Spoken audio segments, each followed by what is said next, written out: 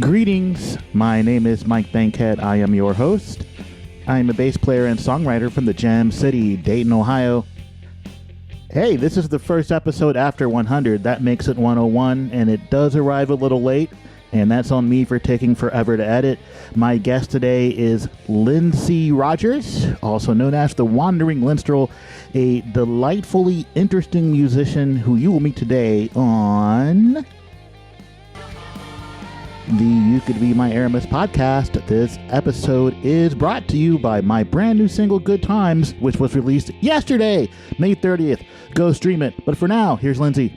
Hey there, Linsey with no D. How are you? Hello, I'm doing great. How are you doing? Tired, but that's what I always say because it's always true. You play a lot of instruments, and before we get to that, I would like you to introduce yourself to the listeners, please.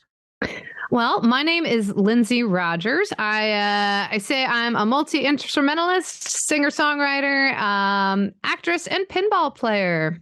That's a lot of things. It is, and my a name for myself is the Wandering Minstrel for several reasons, but one of the reasons is because I do like to wander between all the things. So let's take all those one by one. Okay. Instrumentalist. I already forgot. One of them was actress. The last one was pinball player. I feel like there's one that I'm missing. A singer-songwriter. That one. Well, to me, that goes together with the instruments. So it's true. Yeah. What do you play? So I majored in viola in college, but my first instrument I started learning was piano, and I do play both of those. I play violin. I dabble in ukulele and mandolin. I've done a cover of the Cup song, so I guess I can say I play cup. I don't know what that is, but that's okay. You know, like a cup, like the I got my ticket for the long way round. Okay. And you use a cup to accompany yourself? Continue. I need more detail. I don't. Anna Kendrick made it famous in Pitch Perfect, but I've never seen that. Actually, I have it sitting here, so it's like it's a cup like this, and I haven't done it in a really long time. But you drum on it and you make sounds with the cup. So. Okay. I like Anna Kendrick. I've never seen that movie. It's good. I mean, if you're into music and acapella and stuff, it's good. I am into music. I am not into acapella stuff. And my dear friend Nina Peligra, that's exactly what she does. And she's going to be very angry at me. Nina, I'm into your stuff. I am not into the acapella stuff in general. There you go. I can't do it. So it takes away some of the joy from dealing with it. So how long, you said your first instrument was piano. When did you start learning how to do that? So I'm pretty sure it was, my piano history is very bizarre, actually. Well, not bizarre, but I started in second grade, however old you are in second grade. 7. Okay. And then my family moved when I was in fifth grade I was living in Mobile, and then we moved to Cincinnati. And I had to pick an instrument for school, and I actually picked, do you want to guess what instrument I picked? Sousaphone. No, but it was a band instrument, so you're on the right track. You want to try again? Flugelhorn. Oh, I wish. I do like flugelhorn a lot. Cool. It was actually the flute that I picked.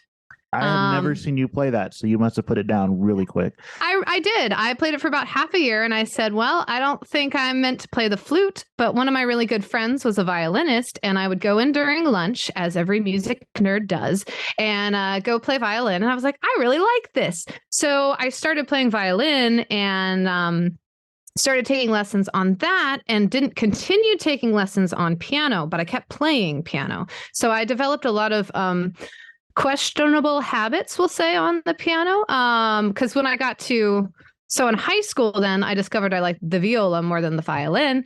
And I was like, I'm going to go be a chamber musician, orchestra musician. And I went to Indiana University, and I actually failed my piano proficiency, even though I'd been playing it forever, because I couldn't play my scales. Oops. Yeah, but actually it was a blessing in disguise because when I was in college, that forced me, I had to take secondary piano lessons. So I was like, oh yeah, that's going to be, really rough. Not. I love piano. So kept taking piano lessons and I kept taking secondary voice lessons as well. And so yeah, it was one of those, it's just kind of funny to talk about it because it was like, that's the instrument I've been playing the longest. And yet these things happen. And I've seen you play that live. I've also seen you play a stringed instrument of some sort live. See, I can't tell a viola from a violin from far away. So one of those. Right. Well, and the one that I play is very difficult to tell because it's a 5-string electric, and it's technically an electric violin with an extra C string on the bottom. But like you've seen it, it doesn't even really have a body, so there's really no way you can tell what it is. Anywho, it looks cool. Yeah, someone once thought it was a saxophone, so. That was my reaction too. Okay. I know y'all can't see it out there in podcast land. But... you know what? I might have to like clip this part of the conversation so people could see what my actual reaction to that was. Because I'm like, I don't remember there being like a piece where you put your mouth on your instrument. And that was why I made that face when the person said it too. Because I'm like, I would like to see this played as a saxophone, but it kind of looks like a tenor or alto. Which one does Kenny G play? Tenor, right? He plays the one that doesn't look cool. Like the long straight one. The long straight one, the one that looks like a clarinet. Yeah, and so I could see that a little bit. I could see it. You're a lot nicer than me because I would have said, "You have never seen a saxophone in your life, have you?" And then I would not have made friends with that person. So kudos to you for being such a gentle soul. I always like it when people think of things in creative ways I wouldn't think about. So that's how I took it. That's great. So I'd like you to describe your performance style for the audience because you will do it better than me. I'll just preface this by saying that you cram as many instruments as you can into one song. It's true. I try to market myself as a one-woman band. So I've got a little nifty looper pedal that I use. And if you're not familiar with looping, essentially what you're doing is you're doing live recording of yourself and then playing along with yourself. So my show usually includes piano or other keyboard sounds. I'll sometimes put a bass in there. And xylophone. I really like using like xylophone and marimba for some reason. They amuse me. Well, marimbas are awesome, so I get it. Yeah. So I use that and I'm dabbling more in beatboxing. So developing my beatboxing skills and violin and mash them all together in a song. And it's fun for me because, as you can probably tell, I like to do a lot of things and that allows me to do them all. How long did it take you to become proficient with the looper pedal? I mean, I'm assuming this requires a lot of practice. It takes a lot of coordination, for sure. And what's funny about it is I talked a long time about wanting a looper pedal. And then my now partner, Kevin, he got me one for Christmas one year. And I think it sat there for a good year before I pulled it out because I was actually kind of intimidated. I'll be honest. Like, I was like, where do I start? And so at first it took a while, but now it's a really fun, creative thing. So usually when I approach it, it's figuring out what groove you want first and what you want to perform that groove. So either like comping on the violin is a lot of times how I'll do it, or laying down, like I said, with the beatboxing, doing a little bit of a beat of some sort.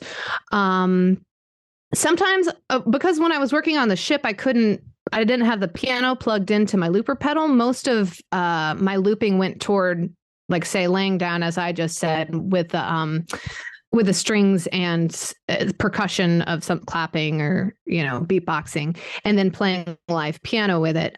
So I'm starting to dabble more with using my keyboard to like bass lines and stuff again. That doesn't really answer your question, how long it takes. It really depends. I mean, I'm sure any musician you talk to will say they never feel like whatever they're working on is done. So I feel that way a lot. But usually I can get a version that I like. I don't know. It really depends on how long the loop is too. Well, the last one that I really hard like cover that I worked on was I Want You Back, which I think I did at the performance you saw. And I mean, I already knew the song and had a way that I was doing it. So this is kind of cheating, but I'm pretty sure I had that loop figured out in like half an hour to an hour. But yeah, but it's fun because you can just keep layering stuff on top and taking away. And that's probably the hardest part is editing out, like figuring out what's the most important thing and how can I put these in a way that it doesn't get boring, but it's not too much. And I'd say that's what takes the longest. And it's hard for me to quantify, but that's kind of the challenge to it. What's the most important thing? The answer is always the bass. Well, and I would, I know why you say that, but yes. I think you are. Because you know you're all about that bass. Like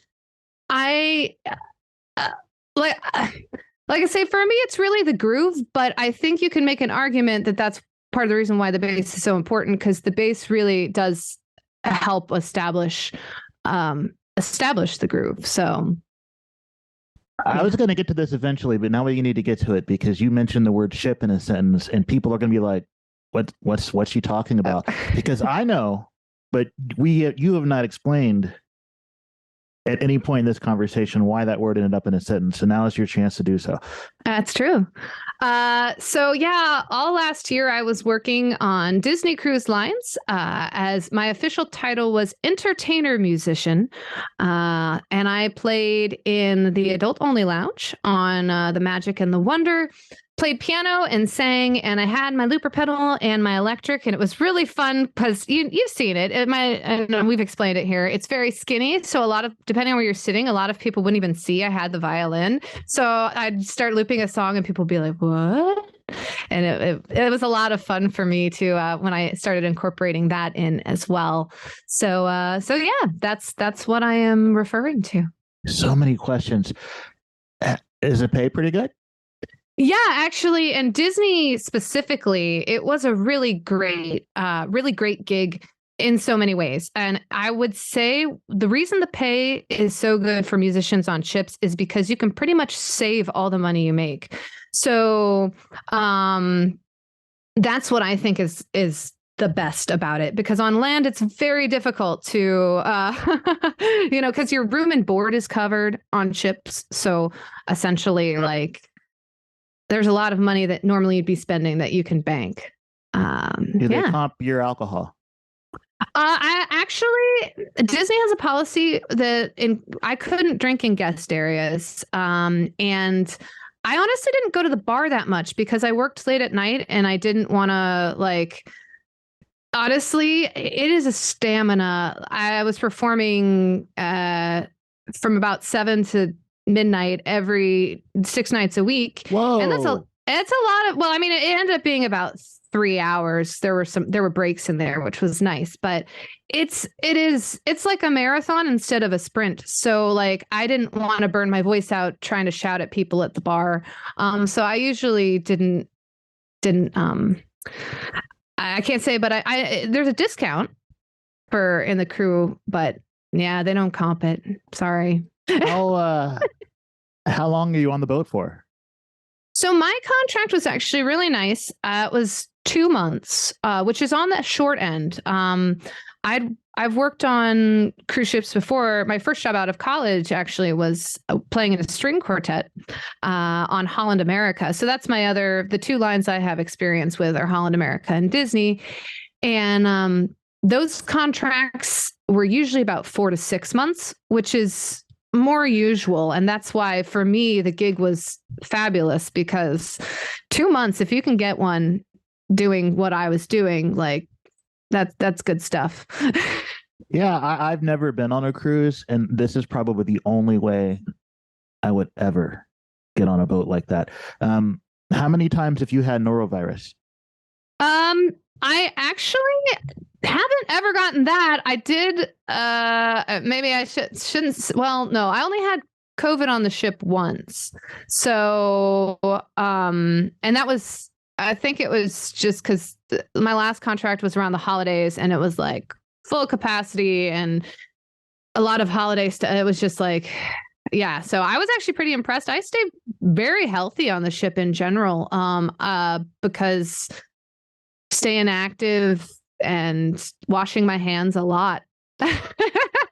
Yeah, that's fascinating. Did you mostly play covers, or did you play some of your own stuff on that gig? I actually, well, a lot of people when I say I work for Disney, think I played a lot of Disney music, which I actually didn't play a lot of Disney music. I had because it wasn't necessarily an unspoken rule, but I was talking with the other musicians because I was the primary player. Oh, so you guys can't see. I got my kitty here. She wants to join. So sorry, Well, I love my cats, kitty's so the okay. kitty can join. Maybe she'll here. I'll tip it so at least you can see her a little bit. Hey there, how you doing? This is Phoebe, Hey, but Phoebe.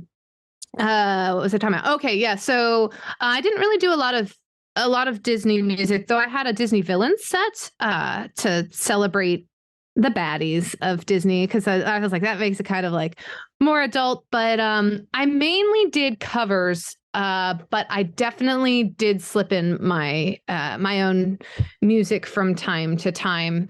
So I'm trying to think. Let's see if I can get them all. I had a bunch of themed sets. So most of my sets were about 45 minutes or an hour. So my sets were, I had two kind of generic sets that were sip and listen and music and spirits. So that was just whatever I felt like doing. Music and spirits usually skewed more upbeat. I had a Shaken Not Stirred, which was James Bond themes. I did love songs. I forget what I called that one. Love and lyrics is what I called that one. I did Sing Me a Story, which was all like story songs, things like American Pie and stuff.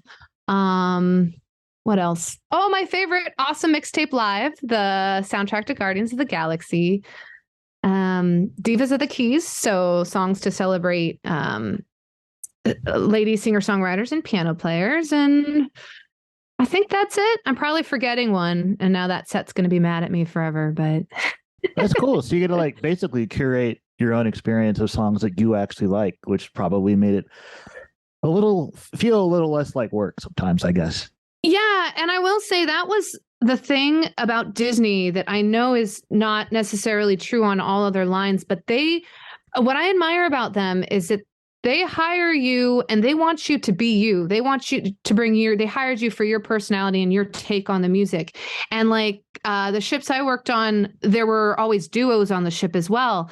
And it was really cool to see because usually like if there's a duo gig on a ship, it's like, oh, we want guitar and bass or whatever instrumentation. And so they always hire that. But the duos I saw, there were usually guitars, but like one of them was guitar and piano. One of them was guitar and I forget what it's called, the like percussive box that you play. And like Cajon. say that again? Cajon. A hon? Cajon. A hon. No. Cajon. Cajon. Oh, you're right. Okay, yeah, I have heard that. Spanish Yeah. for a big cajon. box. Ah, yes. I love it. It's very fun. But and that's what was so and some would like sing harmonies with each other and like everyone had and of course some of us did the same music and such, but we did it in our own way and that's what they wanted. And I really applaud Disney for that because it's kind of rare. A lot of people it's like, well, if you're going to play I don't know, Don't Stop Believing, it better sound just like Journey. And you didn't have to if you didn't, you could do your take on it. Cool. I'd like to talk about your songwriting process because you write songs. You have a lot of things at your disposal. So when it's the minstrel's time to sit and write, what is the first tool that you reach for? Honestly, the first tool I reach for are my feet. I get the most inspiration for going on a walk. So most of my songs, especially the ones I really like, are ones that I got the idea after I took a walk. And I usually think of either like a topic or like for instance, one walk I saw, like you've heard my song Fly Away, I think. And the inspiration for that was on a walk. I saw, I'm going to tell this whole story. Oh, it kind of makes me sad now. You are but here like, to tell stories. Tell that's stories. true. But I was walking and I saw on the sidewalk, there was this baby bird, and I thought to myself, I'm like, what do I do about this? Like, should I move it to the side? Should I leave it? Should I, like, I had this big moral dilemma about what to do with this baby bird. And I ended up just leaving it. I was like, nature will take care of itself. But the inspiration for the song was partly for me to feel better about myself and be like, oh, that baby bird, it's going to fly away. It's your time to fly away. You will fly away. And so that's actually the inspiration behind that song. What really happened is some neighborhood cat had a very nice snack. Probably. Yeah. It'll be the sequel. It'll be Pasty or something. So you come home from the walk. What do you do next? Usually, a lot of times I sit at the piano and just start noodling around and see what I'm a very harmonic thinker. And that's why I like looping so much. Me too. Guess why I think harmonically? Yeah. Well, I actually, it's so funny. Some of the problems I had in ear training in school, I realized it's because I don't think, like I do think, okay, I'm singing an E and it's the third in this chord, not like, this is the scale degree 3 in the key you're in. And so it's definitely, it's so cool to me how people think about music differently. But so that's what I'll usually sit and kind of noodle around. Like I usually come up with a harmonic structure before I come up with a melody. But I also do get all these, I have so many voice memos on my phone when I have like random ideas throughout the day. And most of those, because I haven't learned how to sing 2 notes at once yet, most of those are only melody lines. But yeah, when I actually sit down, I usually start with the harmony. I'll tell you how I deal with that. I usually sing myself the chord progression that I hear in my head. Mm-hmm. And then I sing on the same voice memo after like a 2-second break, any of the melody I can figure out.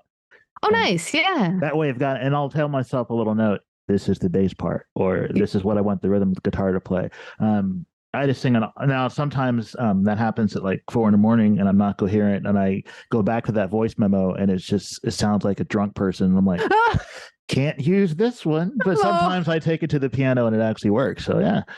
Mm-hmm. Do you incorporate the looping pedal in the writing process? I'll say yes, but not really early on. And now that you say that, I'm like, maybe I should try it more.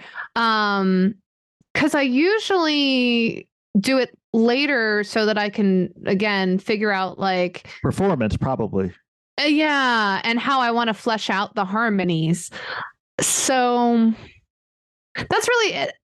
I do have some, usually like my instrumentals that I do start out with a looper pedal. Like I'm trying to think, I have a song called From the Valley. The reason it's called From the Valley is because I came up with it after I was playing Stardew Valley. And I was worried I was stealing some, like the reason it was in my head was like I was stealing some of the music from that. But that one I definitely just kind of let organically grow out of just noodling around on the looper pedal. So I'd say instrumentals, I do use the looper pedal more. And for songs with lyrics, I tend to, like I say, I'll incorporate it later. I dig it. Tell me about acting. You live in the Midwest, not Los Angeles. So tell me about it. Yeah, well, before pre-pandemic, I was so musical theater for me has always been a huge inspiration. I love musical theater. I should have known you were a theater kid. You give off that vibe. I'll take that as a compliment. It was, absolutely. But I was actually making going way back to, as I said, my first job out of school was working on cruise ships. And then I gigged in Central Florida for a while because I actually wanted to work for Disney. And I was playing in orchestras and doing stuff down there. And I was like, yeah, this isn't, I mean, I enjoyed it, but there were a lot of reasons I was like, I'm going to go back to Cincinnati. And when I go back to Cincinnati, I really want to start focusing on, and I love live theater. Like I love live experience. I think it's the best. Like I like it more than movies because it can change. Like it, I guess it's just the whole living aspect of it that I like. But I came back and I actually didn't tell people I was a musician because when you're starting out in the theater scene, it's as soon as someone catches wind that you're a musician, it's like, well, we need you to play music and be in the pit. So I was like, I'm not going to tell anyone for a little bit. But so I started doing some community theater around town and it kind of grew. And thankfully now, back then it always bothered me because I love playing in pits, but it always kind of, I was like, well, why there felt like there was a separation between the stage and the musicians. And it always bothered me. I'm like, we're all doing this together. And part of it is just because you are literally separated. So like, you probably are mingling too much, but and now actor musician stuff is becoming more and more. And the first show that I did that really was like, yes, I want to do more actor musician work was a show at the No Theater in Cincinnati. Which, are you familiar with the No? I am not. They do it's downtown and they host the Fringe Festival. So they tend to do, we'll say, less conventional shows. And the show I was in was called The Darkest Night at the Gnarly Stump. And it took place, it was, I think the tagline was, it's like an Appalachian ghost story. A super cool show. And they've got like a bar area and they transformed it into this like rural Kentucky tavern. And the guy who wrote the music, Paul Strickland, who is possibly like the best human on the planet. If you get to meet Paul, he's so creative and he's just a super nice guy. But he did the music, and we were the two musicians, and then all the actors sang the songs with, like, we were kind of like the core music, and then like based on what the song was and how the kit worked with the story, other characters would sing, and it was such a wonderful experience. And I guess that was 2016 now. So that was kind of, I was like, ooh, yeah, I loved it. And I hadn't even, because it wasn't necessarily a musical. And before that, I was just like, I associated music in theater with like, it's just musicals. But it kind of opened my eyes a little bit more to non-musical theater that has music, if you will. I don't, which I guess is still technically musical theater, but not like, here I go, I'm going to sing a song. So that got me interested, and I started doing more stuff around town. And I think the last major thing I did was actually A Winter's Tale with Cincy Shakespeare Company, and that was another eye-opener for me. Cool. Yeah, because that's the thing I didn't really think about, because, everyone thinks about Shakespeare and everyone has an image, and I'm not even, everyone comes up with an image of what they think Shakespeare is.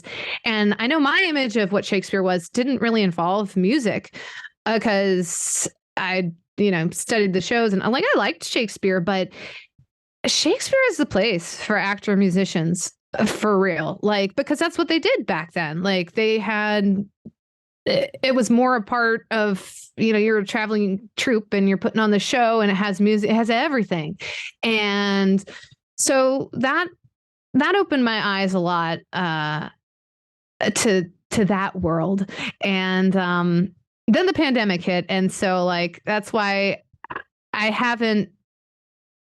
It's been taking theater a little bit longer to open up. So I kind of went harder into the music aspect, but yeah, still love theater and still looking, I might be doing some music stuff for an improv group here in Cincinnati, coming up. So that'll be exciting. It would be exciting. We have one of those here, and every now and then they'll have a musician in, and a musician plays a song or whatever, and then the improvers have to do whatever it is they do. Yeah. I've not been. I really should try to catch one of those shows. It's a lot of fun. I think improv is a very cool thing to me. You are a pinball player. Not only did you mention it when you first introduced yourself, it's like literally right on your website, which means that this is something you take very seriously. It would appear. I do. How does one, like, I'm just terrible at it. So, but how does one even get decent at pinball? Well, playing a lot. It's just like music. All right. I mean, music, I don't have to play. I don't have to hand over a quarter every time I touch the keyboard that I've got right over here. That's true. Well, you can always come to my house. You wouldn't have to put a You have an actual pinball machine in your home? Oh, we have several. Wow. It's really funny because we have.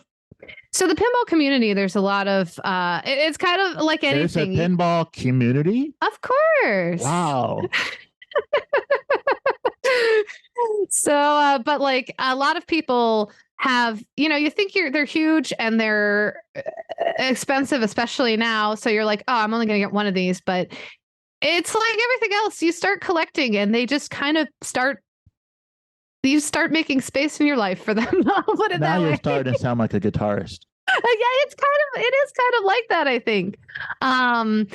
But yeah, so I wish I could, but the pinball journey is interesting for me. I really like to compete in pinball. Even though some people would look at me and say, when you compete, it doesn't look like you're having any fun. And I'm working on that. I'm just an uber competitive person. Winning is fun. Winning is fun. See, that's the thing, though. We have this in common, Linsey. I am also very competitive, but only at things that I'm actually decent at, right? Yeah, that sounds like my dad. Yeah, winning. I've had people say that to me too when I'm playing a game or a sport. You look like you're like not enjoying yourself. It's like, well, I'm winning. It's great. Well, like I say, I am working on it because it's interesting. I've thought about like starting a blog, like lessons I've learned from pinball, because I feel like I'm learning a lot of life lessons. And I will say my focus right now as a pinball player, I think what's really hard in pinball is being consistent. And I think I would rather, because I have a saying, people know, if they know me, they know I say always be second, which sounds weird because you're like, well, you want to win. And what I mean is like always, because like, so pinball and competitions, there's lots of different ways you can compete in pinball, but the most common way, you're playing a group with four people. And sometimes you get to pick your position. And I always pick second. It's a very comfortable position. You're not going first. And so like, you don't have to be like, okay, well, once my ball's over, like, I don't know, like you have one player in front of you. It's like a buffer, but you're not going last, because like going last kind of puts extra mental pressure on me. If I'm way behind, I'm like, oh, I got to catch all these people. And so second is very comfortable. And so that's why I say always be second. And also the way pinball tournaments are structured, usually for qualifying, if you're always in second, like if you come in second in your group, you're probably going to make finals. So it's kind of got a modified saying, always be second until finals and then be first. But I haven't quite gotten I'm still happy if I come in second. Let's just say that. Can one play pinball for a living? Is that a viable profession?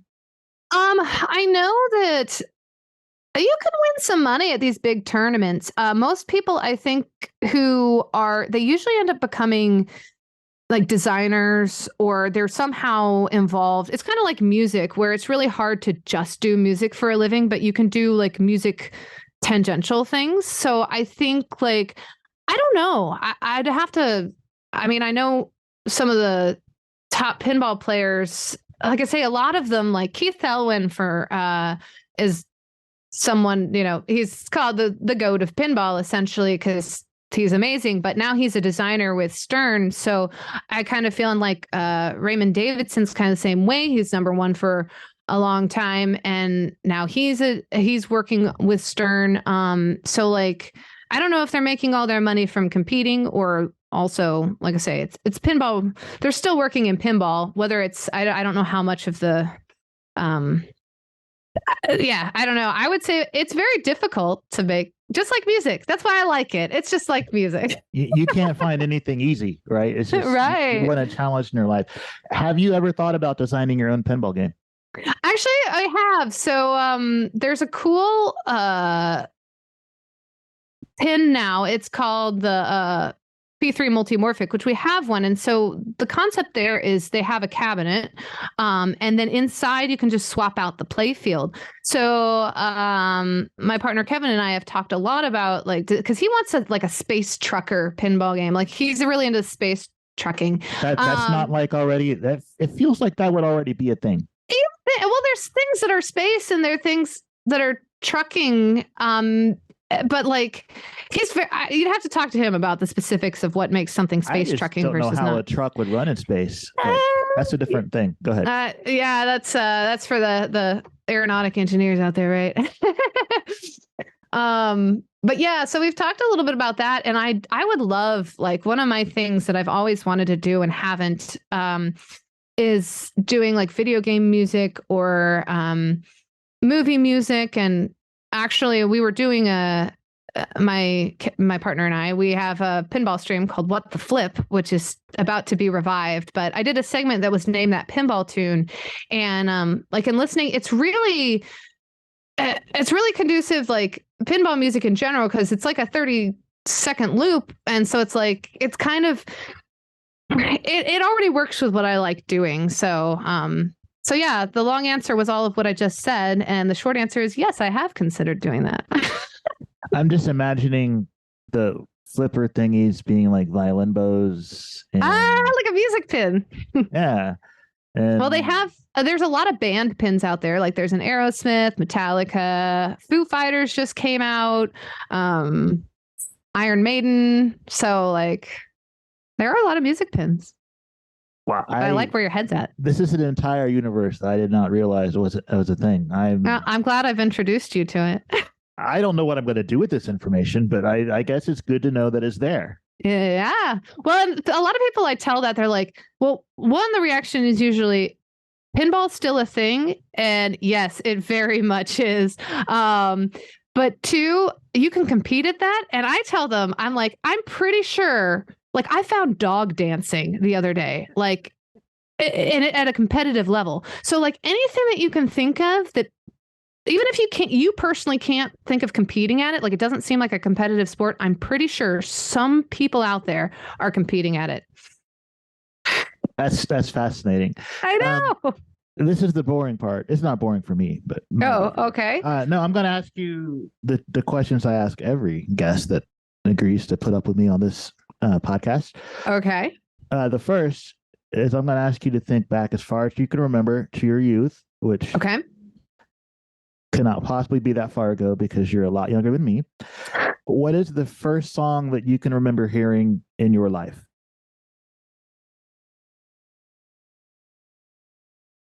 It's a good question. I feel like it was probably, like, the first one I had a memory of was probably a Raffi song. And I want to say, if I had to pick one, like, the one that pops in my brain is the I like to eat apples and bananas, that song. I don't know if that's actually but like, that's what comes to mind. Also, our really kickin' dinosaur cassette tape. It had all these songs about dinosaurs, and I think that was my first album that I loved, was that dinosaur cassette. You said, was Raffi a band or a person? Raffi's a person. He's a guitar singer, songwriter for kids, who I think his heyday, I think he's actually still putting stuff out. But I think his heyday was when I was I was his target audience, for sure. And that was what, late 80s, early 90s. So you sang that song beautifully, whatever it was. Oh, thank you. The next, my favorite verse is the I like to oat, opals and bananas. That's my favorite verse. So it's the same sentence, but he just changes the vowel? Yes. Okay. So it's like, I think it's like teaching Yeah, vowel vowels? sounds. Yeah. I was like, oh, that's a thing, but I've never heard it used as a verb before. Mm-hmm. I don't know if that's the one that popped into my brain. So That's great. I don't have any memories like that. So this is why I like that question. Everybody's got a different thing to say. What did your childhood smell like? Well, again, I'm going to go with like the first smell that pops in my head, which is not one that I would smell frequently, but what I think of is my family went on a trip when I was a little one. That's as specific as I can get to Colonial Williamsburg, and I remember the smell of the gingerbread. Like they had this really good gingerbread, and so I would say that's a distinctive smell for me. And then also what it smelled like when I went to my grandmother's house in Central Florida. And I don't know how to describe that smell. It's probably, if I describe it by like what I think causes it, it's going to sound nasty, but it's not. I think it's like the moist. Well, like, like the moisture of Florida with wood, like it has this, I think that's what caused it, like the smell. But there was like a specific smell whenever we first went into their garage. And like I say, it's not a bad smell. It's just like I don't know. I have to say that also is probably the other, like, those are the two smells that pop into my brain. I am 45 years old and I've been to Florida exactly once in my life. Oh, yeah? We went to Miami to watch some baseball games, flew home, a baseball game, and then flew home. So yeah, I'm Florida ignorant, unlike Florida experts like yourself. I have, however, been to Colonial Williamsburg, not of my own volition. My parents dragged me there. Oh, did you have fun though? Oh no, because I was like, where are all the black people? Yeah. Oh, I can understand that here. Yeah, I didn't really say a lot of that out loud to my parents because, but as a voracious reader, I knew what was up. Yeah. But it's interesting and it's touristy, and you can learn there. Did you like it other than the gingerbread? I did, and I think the biggest reason I enjoyed it was because we went on a tour, and there was like a lantern tour, and I got to hold the lantern. Well, that's cool. And so that was very cool. And those are the gingerbread and the lantern are what I remember about my trip to Williamsburg. Well, gingerbread is delicious, and I wish I had access to it more often. I don't bake, so I don't get my hands on it too much. So musically, what are your plans for the near future? Like, are you going to go back on the cruise ship, or are you going to keep playing shows? I like it when you come to Dayton and play shows, but I know it's a long drive from down there. You going to make a record? What are your plans? Well, true to my name, the Wandering Minstrel, I have several things that I'm working on. One is getting my album out, which I was thinking about this the other day because I've been writing some new songs that originally I was like, I think I'm gonna put these on my album, but I don't know if they quite fit with the songs I was originally envisioning for the album. So I'm kind of thinking I might release, like an EP and then another album, because I kind of feel most of the songs that are going to go on the first album, a lot of them actually came, and this is the one good thing I will say about the dark COVID times, is I had a lot of time to sit, and I never had the courage before that to do my own music. I've always been fascinated with arranging things, and I still love doing it, which is another reason why I like looping as well. You have to figure out ways to arrange things, but I really did develop this like, we're going through this stuff. What's the worst that could happen if I write my own music? So a lot of them are from that time. And, that was like 2020. And so I think, like I say, I think that those go together. And then there's some that aren't quite finished, and I'll finish those songs out. But the newer songs I'm writing that I was thinking would go on the album, I think are going to go on another album. So, so I have that in the works. I'm currently, I did kind of take a break from gigging for a while. I'm starting to look at booking some more gigs, since I have started doing work on that project. I do my YouTube channel. I'm trying to grow it a little bit, have some ideas for that. But currently I do a live stream every Tuesday at 2 p.m. Eastern time, I should say, where I kind of do a lot of the stuff, but keep songs fresh in my rep from the ship. I'll give sneak peeks into things I'm working on, that sort of thing. I'm working on if I go back to ships, I'm looking at doing it in more of a guest entertainer capacity. So having my own show. And right now, the things I think I've settled on, this is breaking news. Most people I don't know because it's still very. I love breaking news. And it might change. I have to tell you, like I'm human. I changed my mind. But so the two shows that I think are happening are, the first one's going to be called Classically Framed, because, I am a classically, I love classical music, and a lot of people, it's interesting to see how people know me and when they knew me in my life. Because as you can probably tell from our conversation, I have a lot of different interests. So I run around with a lot of different people.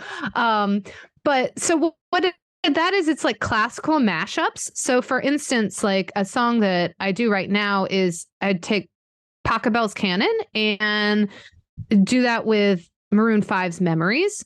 And so things like that. And like, I'm going to work in pinball. Something in the works for that is Sorcerer's Apprentice and Pinball Wizard to kind of so it's things like that. So does the Maroon 5 song actually use Pachelbel's progression? It is, yeah. Because the reason I have to credit, I wish I knew the person who came up to me, but I played that at a gig once, and I didn't actually make the Pachelbel connection. But someone came up and they were like, "Did you just play Pachelbel's Canon?" And I was like, "Oh yeah, that is the same." So now I make it very obvious. Like I quote the da da da da da da da da da da, that part and stuff. So I'm gonna give you two more songs you can add to that. Okay. Which you probably already know about, but Green Day's Basket Case is Pachelbel's progression. Uh-huh. And then, oh wait, can I guess the other one? Can I see if I can guess what you're going to say? As we go on, we remember. Nope, not that one? I don't even know what that one is. Tell me. It's, what is it? What was the group called? Remember, I'm Vitamin. So it was like, it's in 2000. It was like a graduation song that came out around 2000 and it's like I was graduating middle school and they played it a lot and I'm like, we're just graduating. I mean, yes, I don't want to belittle getting out of going into high school, but I was kind of like, we don't need to play the song that much. It's not like we're like really moving up in a. Well, let me tell you how old I am. I'm old enough that we neither had kindergarten, nor elementary school, nor junior high or middle school graduation ceremonies. We just had one at the end. School. Yeah. The other one is Hook by Blues Traveler. Which is a song literally about writing something completely vapid, but you liking it anyway because it's got a hook in it. Yeah. I go back and read the lyrics. That. It's so tongue in cheek and like they're literally doing what the song's about. So it's super meta. But if you're going to do something like that, you steal a really famous chord progression for it. Yeah. So, because my idea, it hasn't been completely fleshed out, but I love that because I'm thinking about, and I don't know what year I would start in, but like what decade I'd start in, maybe the 50s, maybe the 40s, but and take a song, like it'll have a song from each decade that does that. Absolutely doable. It's just you're gonna have to do a little research probably for each decade. Yeah, that would be really cool. I love it. Now the question is, would you tell the audience up front that's what you're doing, or see if they could figure it out? Well, I think because the name of the show will be Classically Framed, I think that maybe I'd try to have them guess, because like my other idea is going to be like part game show, part concert. It's going to be called Got You Covered, which is all songs that you like, you're gonna I'm just totally blanked on an example. Well, like I Will Always Love You, Whitney Houston. Everyone knows the Whitney Houston version. Dolly Parton, it's Dolly Parton's song. Yeah. And so like it's things like that where it's like, and I'm going to like start out with softballs kind of like that, or even like Hooked on a Feeling, Blue Swede, but Bobby Darin has a version of it that people don't know. So like it's going to be like who originally recorded this, so you can kind of play along. Oh, I have some suggestions so I kind of on that. Oh, well, I just need to co-write this show together. Of course. I mean, I can't play it, but like this is fantastic. And that's as a guy that writes songs, right? Mhm. I write songs and I play them. So, and I tend to gravitate toward artists that also write. So when I hear like a pop star, whatever, doing something, like, who wrote that? So I'm uh, torn. Natalie Imbruglia. Did she not write that? She did not. Edna Swap. That's a rock song that her producer turned into a pop song, and I'm sure Edna Swap is enjoying cashing those checks. Oh, I'll have to look that up because I remember the music video to that song very distinctly. Like when we're done, I'll send you a link to the original, which I want to go listen to again right now. Sinead's biggest hit, "Nothing Compares to You." Uh-huh. Prince wrote that. Also, Chris Cornell did a fantastic cover of that song. Oh, yeah, I'll have to check that out. Just him and a guitar. Yeah. Yeah, that was probably Sinead's biggest hit, right? Yeah, that's a Prince song. Actually, Prince has a whole bunch of those that he wrote for other people. Right. Those are the first ones I can remember off the top of my head. Yeah. Paramore covered "Stuck on You," which is one of my favorite Failure songs, and introduced a band from my teens to a whole new generation. So, yeah, sometimes covers are a cool thing. If you like a band and you're in a position like Paramore with a huge following, and you want your following to like that band too, right? Yeah. That's a pretty cool thing. But yeah, like nobody knows that Natalie Imbruglia didn't write "Torn" unless I didn't know that. Indie rock fan kind of dude or lady, as the case may be. Well, I think that's what's so interesting about music, and that's kind of like a lot of the things I've been puzzling with lately. Like a lot of the things, it's very vague. Like if you do a Google search, it's going to come up. Like the thing that annoys me now is that if you search for "Sound of Silence," it brings up the Disturbed. Oh, like no. Disturbed did it, which like, yeah, I know, which like they have a great cover of it. Don't get me wrong, but like it's originally well sung and well played, but that's not. It's a completely different feel from. Right.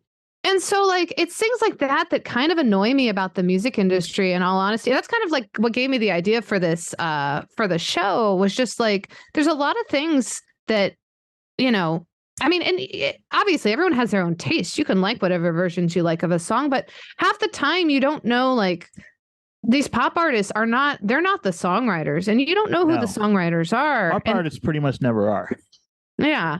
And so it's like, I don't know. It makes me sad in a way. I know some people, like, it's kind of like people who work backstage. A lot of folks do it because they don't want that attention. But at the same time, as someone who is really interested in that side of things, sometimes it's hard to dig up like that information, and it's crazy. Yeah. I think if the songwriter ends up being able to cash those checks, I don't feel quite as badly about it. That's true. The music industry, as you know, is an evil, soul-sucking place full of liars and cheaters and sharks. Not us, because we are decent people, but as a whole, right?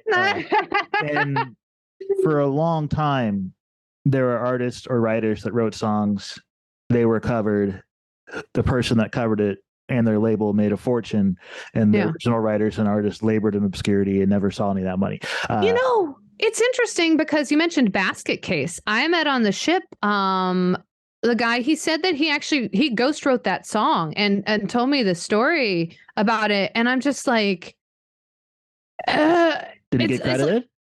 I don't think so. Oh, that's not cool. I can't remember. Like, I should remember. He told me this story, but like it kind of just like, I think my brain fizzled out when he said it, because I'm just like, well, at first you're always like, and that's what's hard. It's like, well, maybe they're just telling me this, but I met another guy on the ship because Billy Joel, I love Billy Joel. But he did some guitar parts. Now I can't remember which songs. James was one of the songs.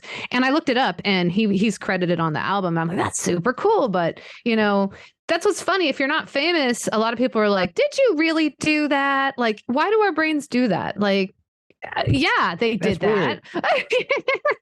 And you know what? I don't really want to be famous. You just want to be rich, right? Not rich. I'd like to make a living doing music, right? What I'm saying is I would cash the checks, right? If somebody pop starish wanted to cover any of my work, which they would completely have to rearrange because I don't write pop songs, but that's what arrangers are for, right? I'd be more than happy to be obscure for it and have nobody know, other than other musicians, because those are my people. Those are our people, right? And whoever sends me the checks, I would like them to know. But like, yeah, for sure. Well, I will say one thing that bothers me a lot that's changing. And so that's why I want to bring it up, because as a string player, I feel very passionately like one thing a lot of folks will say, I don't want people to think I don't like guitar, but I am not immediately impressed by guitar. I'll put it that way.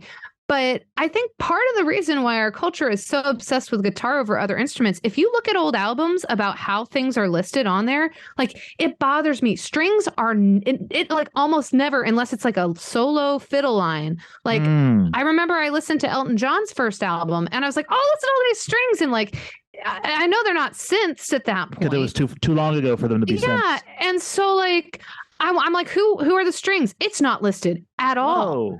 And I'm like, this isn't cool. Like, as a string player, it made me mad because I'm like, I want to know who these people are. I bet that was work for hire. Like the label probably called them in, gave them their day rate, and sent them home. Exactly. And like, it seems like that. And it's like, but now how can I find that out? But so now Kevin, I forget. Oh, I think he was listening to an Alabama album because he's really into LPs right now. And he actually came. He was like, hey, look, Linsey. And like, they had all the strings listed. And I'm like, yeah. So like, as they should. Yeah. And it's because you just don't. It's interesting how our culture, like, you need to have the focus point, but it's like most of the time, so many people worked on a project. And I've always been that person. I watch all the credits in a movie. Dude, like, yeah. And because, like, yeah, all these people worked on it. It's not just because, I mean, I know, like, famous actor, I'll just say Johnny Depp. Like, obviously, if you put your name on it, then like it has the recognition. But it's just like, if it's a good movie, like all these people worked on it, and it's just an interesting cultural thing that, like, I think it might depend on genre, because think about like a jazz record. Oh, that's true. There could be like 30 people that did stuff in the jazz, even like maybe the band or the group is 3 or 4 people. Mm-hmm. But I guarantee you, if you pick up a jazz LP from like the 70s or 80s, it'll tell you who did what. The horns and all that. Yeah. Yeah. And as an artist myself, I would never think of leaving anyone out of the liner notes when I make a record. As growing up, I used to, because I had CDs, get the CD and read the liner notes cover to cover. Mm-hmm. More fun if there was lyrics, but even if there wasn't, I'm like you. I wanted to see who did everything, who did this, who did that. And I know that I can't make records by myself. And it's the, other than paying people, which they deserve to be paid for their work, the least I can do is credit them for helping me make the record, because it's nobody who's doing music can do it on their own. Right. And that's like one of the last things I do before I send the documents off to get printed is just make sure, did I forget anybody on any song? Did I credit everybody that wasn't me for the work they did? Because people deserve it. Yeah. Well, good for you. How many albums do you have? Not nearly enough. 2 full lengths, 1 split, and an EP coming in a couple of months. Excellent. They get better as I go. I wish I would have started sooner, but I didn't have the confidence and didn't think my work was good enough. I feel that. The mark of a true musician right there. The mark of a true musician is imposter syndrome. But I find the more I do it, the better I get at it. Mm-hmm. And if that ever stops being the case, I probably should quit, right? Well, have you read Julia Cameron's The Artist Way? I have not. You're telling me that I should. It's a right here. There it is. But it's a very cool book. And one of the things, the reason I like, you're totally on track. She has this thing, I have it up by my computer over there. I should move it over here. This is my creative corner. But it's, I'll take care of the quantity, like to the universe, like I'll take care of the quantity, you take care of the quality. So essentially it is like we stop ourselves from doing things because we're worried it's not going to be good enough. And I totally relate to that. And I know you do. And I'm pretty sure, like, almost, if you don't relate to that, good on you. Like, I'm glad that you are past that. But like, usually it paralyzes you. And so you just have to start doing it and just keep doing it. And it's going to get better. And it's going to be like, it's going to be worth something because you care about it. And so, yeah, so that's great. But yeah, Artist Way is super cool. I'm working through it and it's good. Would you say that's your biggest takeaway from the book so far? Or is there one that resonates with you more? I would say it's kind of related, but yeah, just having trust in something bigger than your, like, what I take away from it is like, you're essentially like a channel. So, because a lot of times you either get wrapped up in, like, as we're talking about now, like, I want credit for what I did, or like, on the flip side, I'm not good enough. That takes care of both things. If you're like, okay, well, instead of being like, I'm making this happen, I'm letting it happen, I'm being a channel for like and just knowing that some things aren't going to be good, and that's okay. But like, you got to get through that to get through. If you're doing it, then you're doing the right thing. And so the whole like being a channel, I think, is what resonates the most with me because of my personal struggles with my demons. I agree completely that not everything that we're going to do is good. And what I tell folks is, you don't have to share the ones that aren't good enough to share. Right. There's a point where you got to like make art for you. Mm-hmm. And like when I release an album or release a song, I'm not going to release it if I don't think it's of enough quality that people should spend money on it. Mm-hmm.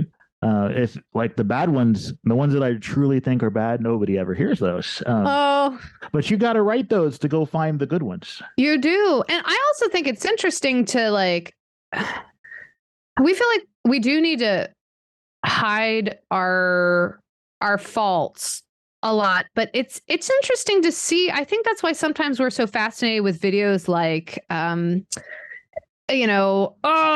this went really wrong in a music performance, because it makes people human. Yeah. I mean, like, nobody's going to do everything perfectly. I mean, even Mary Poppins was only practically perfect. Come on.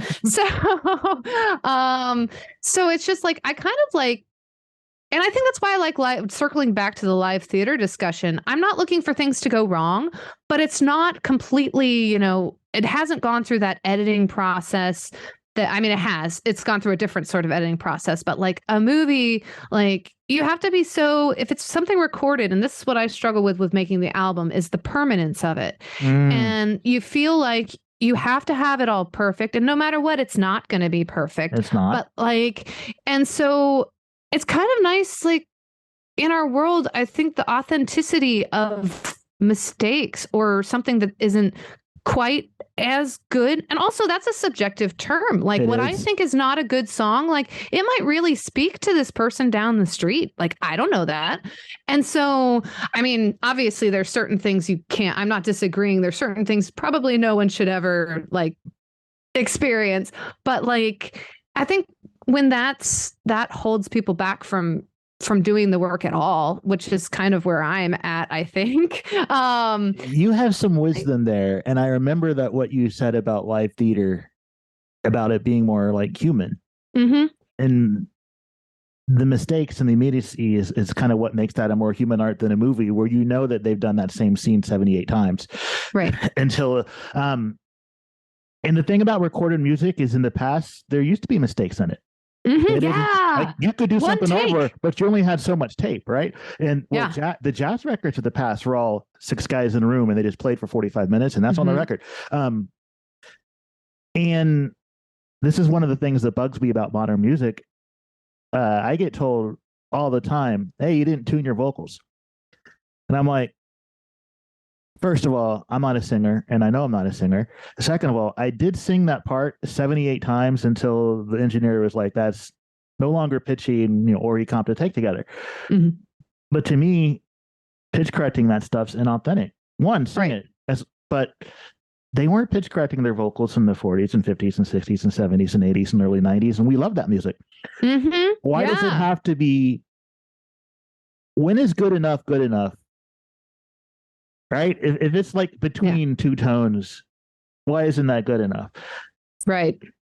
Well, and that's interesting. Like you mentioned the jazz. I know I was listening to, if you haven't listened to it, Ella Fitzgerald. She's who I cite as my favorite female vocalist because she's amazing. But How High the Moon, her scat solo on that is phenomenal. But we were listening to it. I had to, I did not do it as well as her, but I did an audition for the Air Force Band, actually, where I had to learn learn Ella Fitzgerald's version. And I was like, oh, we got it. We got an LP with them. I'm like, oh, you got to listen to this. And I listened to it, and there's actually, I'm going to put them in quotes, mistakes. Like, there are things where like she doesn't quite make it, but that's what makes it brilliant. Like, yeah. And that's what I thought. I was like, I didn't like hear that and like, oh, I hate this now. It was like, that made it better to me that I heard that. And so like that, yeah, I'd rather have something that's inherently the person who's performing than kind of like the whitewashed sound that like, yeah, maybe it'll sell records, but like I heard Ed Sheeran, like, I like Ed Sheeran. I think he's a good singer-songwriter, and I thought he had kind of I could tell it was Ed Sheeran singing, and I heard a song, this is a couple months ago now, on the radio. I was like, who is this? And it was Ed Sheeran, and I couldn't tell it was Ed Sheeran anymore because of the production. Yeah. And I was just like, why do we all have to sound the same now? Like, that's what makes us unique as vocalists, and totally personal taste there, but and for the instrumentation, it's kind of sad. Some of the modern music, right? I know obviously the software is great these days, and it can make a lot of instruments sound super real, and it never leaves the computer. But there's a lot of times when you can tell that nobody's actually playing it comes from the computer. And I'm thinking, this is the old person in me, but what happened to just playing an instrument and sticking a microphone in front of the amplifier? Or in the case of instruments that require sound to be pushed through the air, right? Like a violin that's not an electric one, or an acoustic guitar or a piano. What's wrong with playing an instrument and sticking the microphone in the room? Yep. And feeling a human playing that instrument. Now, of course, you're going to rehearse and play it as well as you can, but there's the humanity and the life is in some of those imperfections. Well, I will say the one I always bring up the most that people is Devil Went Down to Georgia, Charlie Daniels. And obviously Charlie Daniels, amazing what he does. But like, I know it annoyed the heck out of me when I was in high school when people were like, oh, play Devil Went Down to Georgia. I never learned it because the beginning was so out of tune to me. And like, nobody cares though, is the thing. Like, everybody still loves that song. Like, so I think that's a good point of like, you know, I shouldn't say everybody loves that song, but you know, it's like a song that people love, and super famous and popular. Yeah. And so like it's just like, yeah. And honestly, I think that proves our point that it's like, okay, yeah, it annoyed me as a string player learning classical music that it was out of tune. But it still speaks to people. Maybe it didn't speak to me at that time, but it still spoke to people. So, you know. And at the end of the day, it's art, and art is not necessarily supposed to be perfect. Exactly. So where can I send people to find you other than your website? But tell people your website. But if people want to learn more about you, listen to your music, or interact with you on the social media. Yeah. So the Wandering Minstrel, so it's like minstrel with an L, .com is my website. That's also my handle on YouTube. Like I say, that's where I'm focusing most of my energy right now as far as new stuff. So that's a good spot to check. And then I also have a Facebook page, which is also Facebook at The Wandering Minstrel. So that right now is where I'm at, and I'm looking to, in the works, SoundCloud is, because I have one, but it has not anything new on it. So I'll have all that information on the website and the on my Facebook. And if I know I told you I'm thinking about doing an Instagram, but yeah, you should. Social media is hard work, man. It is hard work, and you're right. But Instagram and Facebook are the same company, so you're already halfway there. That's true. Linsey, living on a prayer.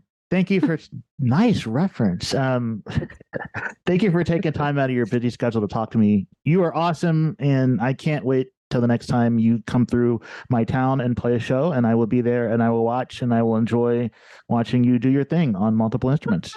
Oh, thank you. Yeah, this has been a lot of fun. I think this is my first podcast like this. So I think we talked about, hopefully I had fun chatting. Hopefully some people have some fun thinking about some of those stuff. some of that stuff. Those things. Yeah. Thank you once again to Linsey Rogers for taking the time to talk to me. Folks, head on over to the show notes and please visit the links there. There's her website, her YouTube page, and her Facebook, as well as her Twitch, YouTube, and Facebook for her pinball endeavors. Also, if you're in the clicking mood, I do have a new single that came out yesterday. It's a funk song called Good Times. And this episode of the You Could Be My Aramis podcast is brought to you by that very single, Good Times. You can stream it anywhere you stream music. Please do so repeatedly. Thanks. Bye.